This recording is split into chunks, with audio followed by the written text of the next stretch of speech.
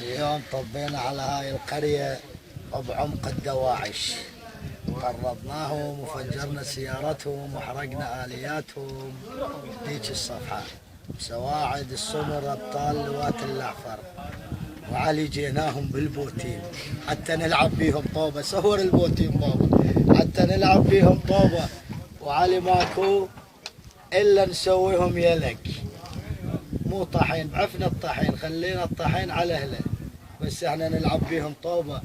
أبطال لواة الأعفر حياهم الجيش العراقي، ويانا طبعا متجحفل، ويانا أبطال الفرقة المدرعة التاسعة حياهم الله، حياهم الله الأبطال.